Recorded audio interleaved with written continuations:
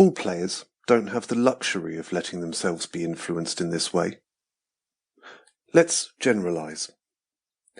Ultimately, we can be hit with a lack of enthusiasm anywhere. It can happen in the office, in a factory, or in front of an artist's easel. It happens everywhere, and you've got to do something. In principle, it's helpful to take a closer look at the task that is to be performed. Decide on an aspect relevant to quality and devote your special attention to it. Set your personal standard above the standard expectations. When you set the bar higher, suddenly you're able to remove the dissatisfaction along with the accompanying destructive thought because of your pride in your accurate performance. Higher concentration redirects our attention back to a far more constructive thought pattern.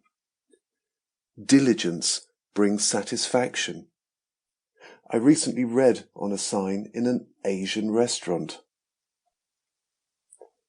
This satisfaction is waiting as a reward for the investment of extra effort.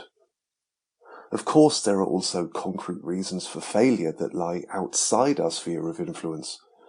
Excuses, on the other hand, are usually linked to concrete and debilitating facts, however, only to distract from the originator of the errors, ourselves. Back to pool. Some of my shots in these deciding situations also take longer than they used to. However, due to my concentration on relevant details, the negative thoughts, heat, moderately difficult shot, shaft of the cue stick doesn't glide, etc., they no longer have any room. They're simply blanked out. Negative thoughts can be consciously eliminated, and anyone who grasps this concept can also put it into practice. I learned this lesson first when sinking the balls in the middle of the pockets. However, the rule also applies for other parts of the game, such as position or safeties, as well as their general improvement. The key words are standard, diligence, satisfaction, and pride.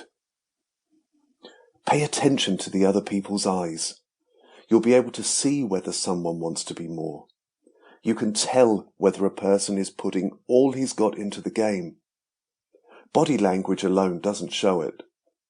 The eyes always reveal the degree of concentration. They don't wander all over the place, and they also don't roll when they're focused on just one thing: the goal.